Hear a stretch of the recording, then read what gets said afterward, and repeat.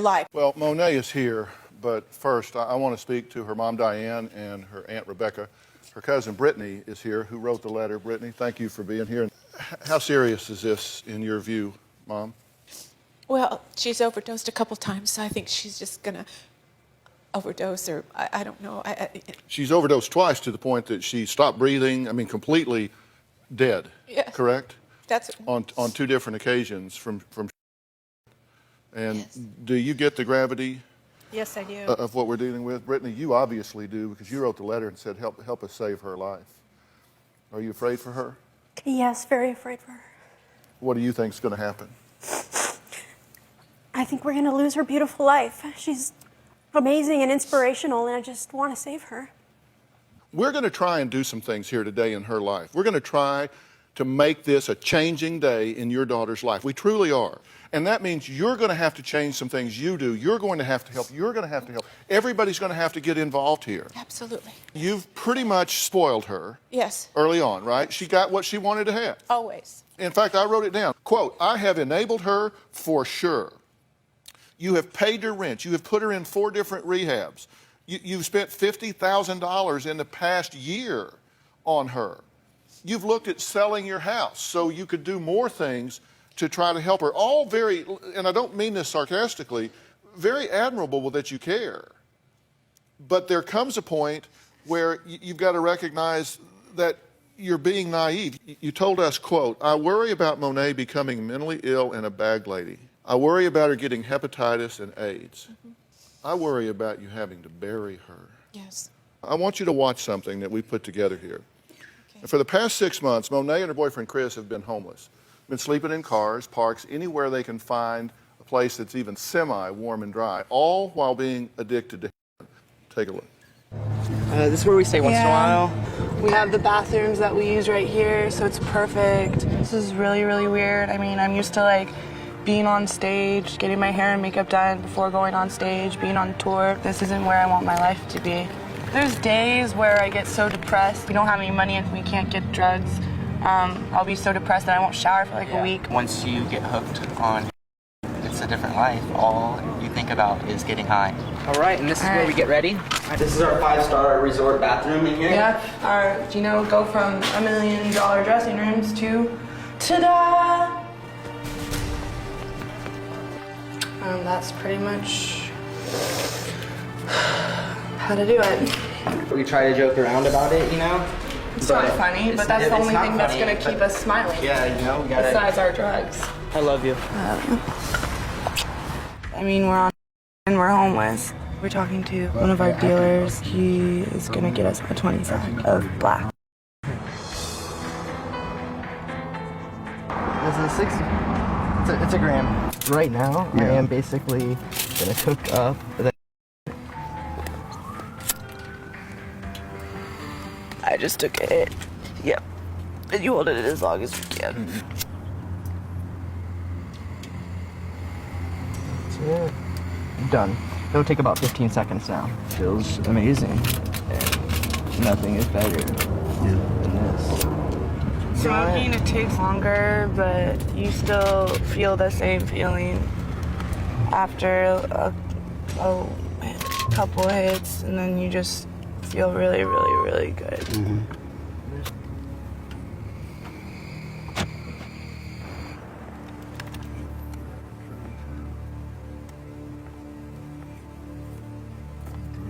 Oh, I didn't even realize.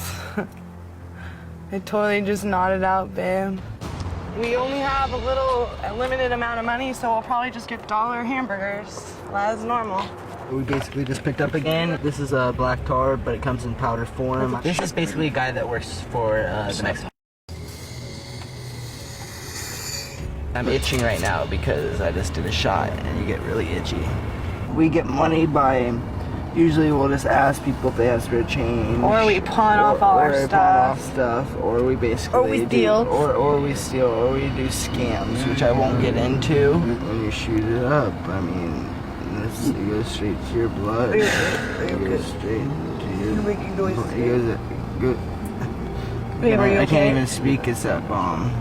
Do anything to come up with that money to get more a repetitive cycle. More, more, more. It's called chasing the dragon because you just want more and more and more and more, and you can never get enough. That hit was good. Okay, baby? Yeah. I'm just hanging That's out. why I don't let you shoot it. I know, but I feel How good. you are when you smoke it, you know? Yeah.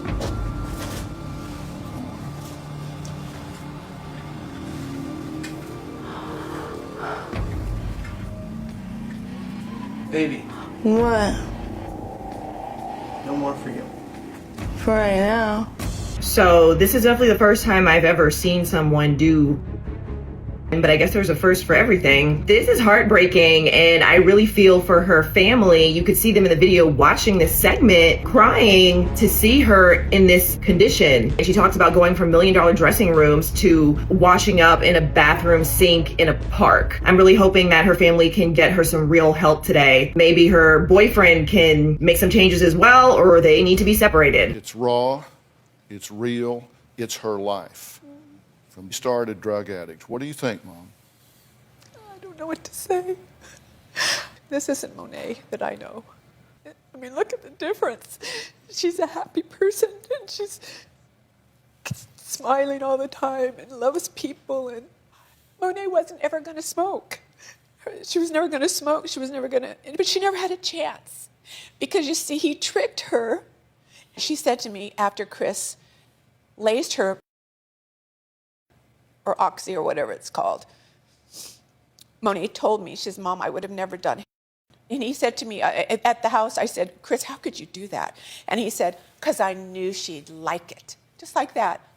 And I promised you, if my husband was alive, I think my husband would be in jail right now because I think he'd hurt the kid. Diane says her daughter Monae threw away a successful acting and singing career to become a full-time drug addict. Now, Monae hasn't seen her mom in 6 months because she says, what mother would let her child live on the street? Take a look. When my dad passed away, me and my mom went our separate ways because she took the death of my dad differently than I did. She was crying every day.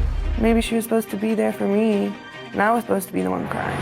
That's when I kind of started rebelling. When I first started using drugs, it was just Chris is the one that got me into the opiates. He would go into our dealer's house and file off the number and the letter on the pill and tell me I was smoking.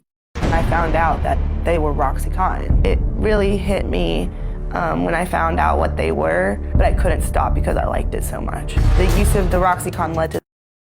It's been about 6 months since I've seen my mom. My mother will not let me come home. I don't understand why she can't have any hospitality at all. I just feel very neglected. I feel like if my dad was alive, things would be a lot different. It's like the tough love. What's tough love? Letting me sleep in a park?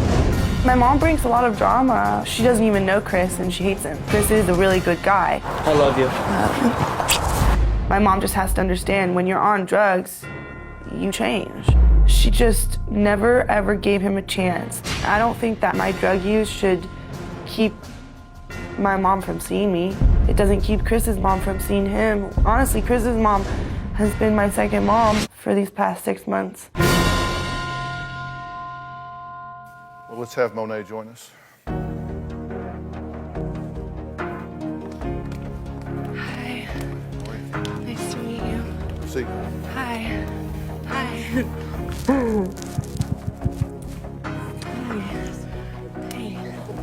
Wow. We have to decide that we're going to speak the truth here today. We're going to be honest. Absolutely. And so, I totally get that, and I'm ready to be honest. How much have you used today? I took a Xanax before I came on the show, and I used some today, or else I would be hurting very badly right now. And when did you use the? Back earlier this morning. How's it feel to see your mom? I don't know. I have really mixed feelings. It's been 6 months. I missed Christmas. I missed New Year's. Whose fault is it that you're not seeing them when you're supposed to be seeing them? I brought this on myself. I was the one that decided to choose drugs over my family, and I admit that. But the fact that you won't even see me, and you're taking my best friends out to lunch and to yoga, and you're texting me and telling me, oh, I wish you were here. You don't wish I was there. You don't. Monae, you lie to me. You lie to me all the time now. I don't, if your mouth is moving, you're lying to me.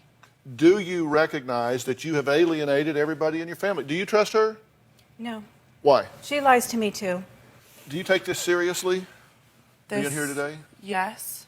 Do you think you have a problem? Of course I think I have a problem. If you watch the footage, you can tell I have a problem. Well, I watched the footage, and I saw that. I think you are on the edge of killing yourself multiple times every day. I mean, you're using an unregulated drug in non-specified quantities for an indeterminate duration. I mean, you've OD'd twice, right? Yes. And each of those times, if somebody had just left you alone, this chair would be empty. Yes. So you get in and get indignant about your mother having tough love. Look, you lie, you steal, you cheat. Also, you can do drugs, right? I mean, that's all you're interested in, true? We're speaking the truth today. Absolutely, and the truth is that all I care about is getting my drugs and getting high, and that's all that I've been caring about. But today, that's why I'm here. I want to make a change so I can have a relationship with my family again. So you're taking serious being here? I'm taking it very seriously. I've been very, very fortunate to be sitting in this chair today. And you really should, because I was this close to canceling you from being here today. You want to know why? Because I see on Facebook you're bragging about being a drug addict. You said, quote, "I'm not ashamed, not one bit. I am a heroin addict." Quote, from your Facebook. Then you went on to post the following. "Come on down tonight to the Arena Sports Bar. If you happen to catch me and my boyfriend kissing on the dance floor, you and a friend will receive 2 free tickets to the Dr. Phil show." I read that on your Facebook, and I called producers, you know what? Bounce her ass out of here and give me somebody that really cares about saving their life. Honestly, that night I was on a lot of meth and a lot of cocaine, and when you're doing those drugs, you just don't even think. I was on drugs that I had never tried, actually. So we can add to the mix. Yes. I mean, that was like the first time I'd done it. That's just dumber than a box of rocks. All I can say is that that was stupid. That was stupid. I know she said that her mom wasn't there for her enough when her father died because her mom was grieving. And I understand that perspective. She was a child when her father died and she needed her mom to be there for her and to support her. But at the same time, her mother was also grieving, and you can't really control the way that you grieve. And so if her mother was incapable of being there for her at that really important time, I don't think her mother is at fault for that. It's just an unfortunate situation. I don't think people can really control how that plays out. And I don't really blame the mom for giving her tough love for the last 6 months, because all you hear over and over is that people have to hit rock bottom and that the requirement for that is tough love. So I can't really see how her mother is wrong in this scenario. Let me ask you something. You've been living in the park. You've been living in your boyfriend's mother's car, sleeping there at night sometimes, right? Sometimes. You're cleaning up in a bathroom in a park. How did it feel today to be back in Hollywood, to have hair and makeup people around you, fixing you up, getting you ready Really nice. to go on? How'd that feel? Really nice. Tell me about it. I miss acting, I miss singing, like just coming on the lot even. It brightened up my day. I know that I cannot continue to do drugs and to do that at the same time because I'm going to die, bottom line. I'm killing myself. How clear do you think you're thinking right now? I think I'm thinking pretty clear right now. You seem so loaded. You don't talk with a lisp, and you just don't seem like yourself. Has the bar gotten that low that this level of functioning seems like pretty okay to you? Well, all I can say is that I'm well.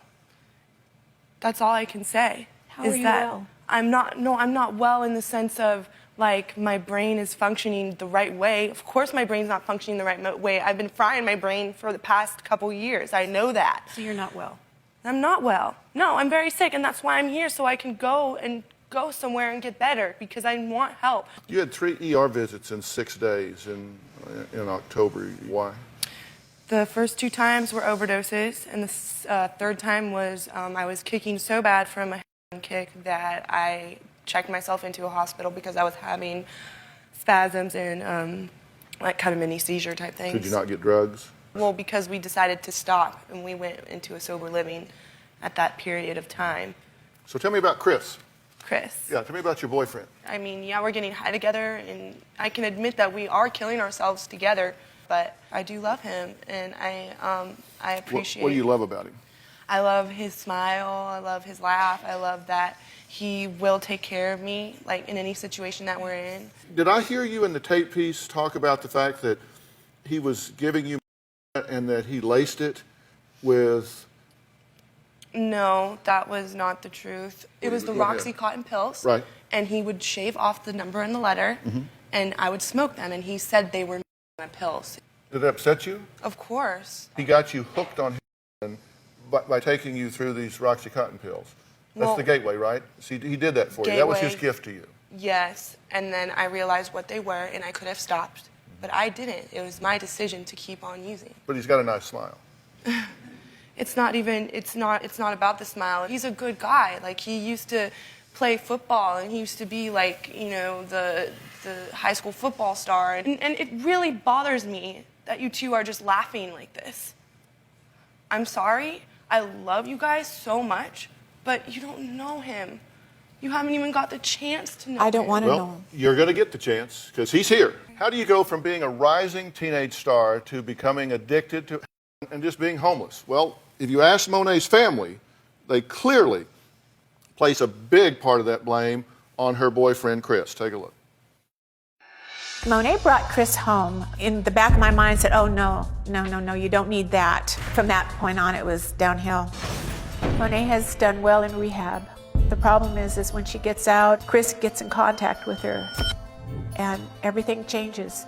Nobody likes Chris because he has a hold on Monae. What my family does is blame him for everything. Chris is a good guy. Chris, you're gonna kill it. When really I look out for you. You're an adult, you can make your own choices. Chris is manipulated, controlling, cruel, Possessive. abusive. I saw the bruises on her arms. I saw where he grabbed her. I saw bruises, and I know that he hit her. Monae has given up her life, her friends, her family, her career, for drugs and a boy. She definitely needs to get away from Chris. He tricked and lied and manipulated her into taking oxys and in the first place. And he doesn't have to be a bad person at the core to do that. That's just addict behavior, and he's an addict. But he got her into this, and she wouldn't be on it without him. And I don't think it's possible for her to get off of it while she's with him. Well, Chris is here, and he's joined by his Aunt Cookie, who he calls Mom because she's raised him since he was just 8 years old. So I'm glad you're here, Cookie. Thanks for being here. Chris, you're an addict. Yes. Do you think this is something that you can handle okay? No. Do you think it's a good thing? No. What do you think? I think it's a very addicting, powerful drug that's very hard to come off of, and I'm not proud of it. In your tape piece, you say that you love her a lot, right? I do. And you say that you protect her and keep her safe. Yes, I say that, yeah. Okay, well, let's listen to this for just a second, and then I have a question for you about it, okay? Maybe. Yeah. I'm just hanging That's why I out. don't let you shoot it. I know, but I feel How good. you are when you smoke it, you know? Yeah. I love you. Okay, that's you taking care of her, right? Yeah, it's sad. You're living in a park, bathing in a public bathroom. She's overdosed twice. She's smoking 3, 4, 5 times a day. Tell me again how you're protecting her and taking care of her. I guess that's just the drugs talking. I'm not really taking care of her at all. And you defend him, right? No. You defend him. You say you criticize her because she won't let her daughter, who's a liar and a thief and a drug addict, come stay in her house That and is rob not her true. and That's rob not her true, aunt Dr. and rob her Snow. cousin. No, that is not true. Okay, what do you say? I said that I don't feel that she should totally abandon her. She's still her mother. She should I be able to can't go believe home you're and live. saying that to me. I cannot believe you're saying. You have helped her die. I'm not They're saying- drug addicts, Cookie. I understand You cannot, that. I asked you to leave my daughter alone. I don't want you to have her in your house. I'm sorry, Monae. I do not want these two in your life. That's a mother talking. You're an adult now, and you can do what you want. But I'm telling you, these two have helped you go down because you do not pay for my daughter, Cookie. I don't want you to. Whoa. You are speaking like you know what has been going on the past I know 6 that she's months. fixed your car. I know that she's just gave you $150 for you guys to go get a hotel What room. are you talking about? That's the truth, and you know it. Hold on, stop. Dr. Phil, I stop. don't need her lecture. Okay, hold I on. really no, don't. No, and I'm I don't need I- you you know, enabling these kids I either. understand that. Okay? This picture is not correct. I don't want either one of the adults getting in the way here of what's going on. Well, Chris says that he loves Monae, and he is the one that's keeping her alive, and he's keeping her safe. I love Monae with all my heart. Me and Monae do every day. She will do it till it's gone. Monae has overdosed twice, and I have never overdosed. I feel like I'm protecting her. I don't want her to shoot it up, because both times that she overdosed, it was close. Diane sees me as a junkie, white trash. She doesn't want to think that any of this is Monae's fault. I've heard Chris is a heroin addict. If she wasn't with Chris, this would have never happened. I believe that Diane should be more forgiving for Monae. It's sad because with her, the drug comes first, I come second. It sucks. Question for you. Do you think that it is remotely reasonable for you to say, I love and protect her, when you are her partner in self-destruction? That's Seriously? that's the drugs. Let me tell you, the best thing for the two of you would be to never, ever see each other again, ever in the history of this world. That would be the best thing for both of you. Okay. Because you are a trigger for her, she is a trigger for you. And I get that. The two of you, that isn't healthy.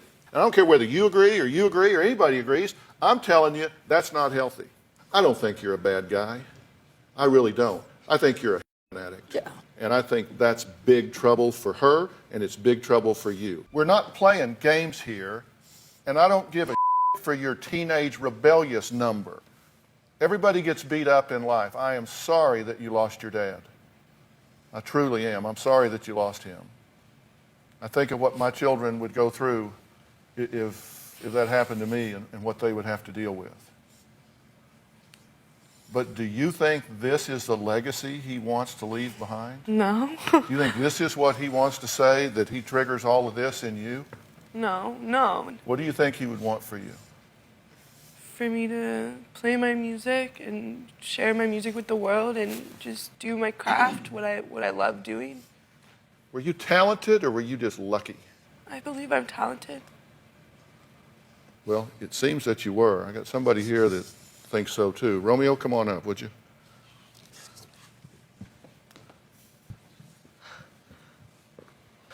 Hey. Romeo Johnson is the voice coach for the hit show The Voice.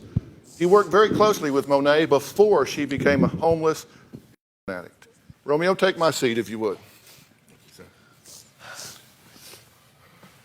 Thanks for being here, my friend. Thanks for having me. Was she lucky or was she good? Monae is not only good as a musician, as an artist, she's special, very special. And I recognized it the very, very first time that I saw her. What do you want to say to her? You know, I don't have anything to gain but to tell you the truth. You know, I just want to see you be the Monae that you were meant to be. I think I specifically got close to you on the show, the Star Maker show that we worked on together, because there was such an innocence and a purity to you. You have to remember that you were given a special gift and God gave you that gift. You have to make sure that you remember your calling. And you have such a special gift and such a special ability to attract fans. You had fan pages built from people all over the world and before you got to Star Maker. And you're right, Dr. Phil, the best thing for you guys would be to completely separate. Even if you were to be cleaned for a year or two, there's still a familiar spirit that will come right back if you guys will ever get back together again. Chris, what are you thinking right now? I agree. I understand what you guys are saying. It hurts. Do you want the best for her? Yeah, I really do. Many times I've almost broken up with her because I knew that I wasn't, we weren't right for each other because of this. How about you? You want the best for you? I want the best for me too. So what do you think is going to happen if you continue down the road you're on right now? I'm gonna die. Right now you're young. Right now you have a chance to get this under control. Right now you have a chance to start over for you. Yeah. You need medically supervised detoxification. Both of you do. But let me tell you something. If you do what I'm telling you, what I'm going to offer to you, you may never, ever go home again. You may never, ever go back to your neighborhoods again, to the places you've been again. You may never see each other again. This isn't some 30 days and we'll meet up in the park. I want to introduce somebody to you. Ben Levinson is here. He's the CEO of Origins Recovery Center and Hannah's House, which is a 90-day addiction and dual diagnosis treatment program that's exclusively for women. Also here is Phil Allen. He's the executive director of the Pat Moore Foundation. This is not an easy challenge here. Now look at me. I am just as concerned about you as I am about her. It's just a race to see which one of you gets buried first if you don't do something different. Ben, what do you want to say? We want to help you return to your higher calling. And what that process looks like is the road to recovery. The professionals at Origins are ready to step up to the plate and help you do that. We're going to need your help, though. Phil Allen, comment? I think, Dr. Phil, what you said is very, very correct. These two need to be apart and need to be separated and start at ground zero. Do you want this help? Yes. How old are you? 21. My God. I mean, it's not too late for you guys. Yeah.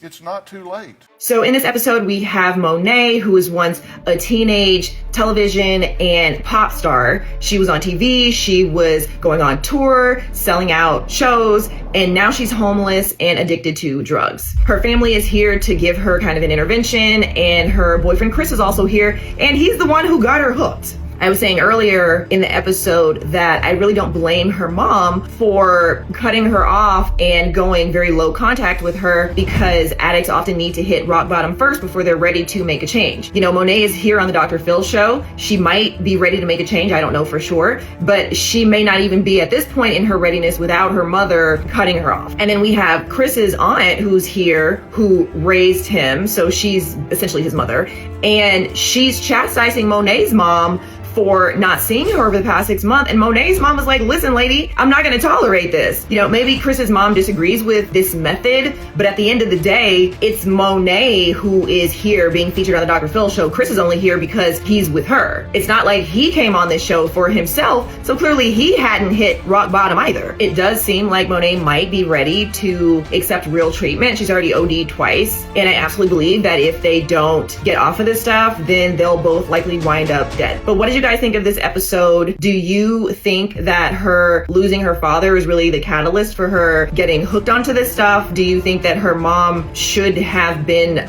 more of a support system, or was she grieving herself? Do you think that it's right for her mother to go no contact with her over the last several months to give her some tough love, or do you agree with Chris's mom that that's taking it too far and that she still needs to be there for her? Do you think that these two will actually allow themselves to separate and get help? Because again, their separation is absolutely a requirement for either one of them to get help, and they're so wrapped up in each other. My concern is that their relationship will be the thing that impedes them in fully recovering. But you guys let me know what you think about this. Drop it in the comments.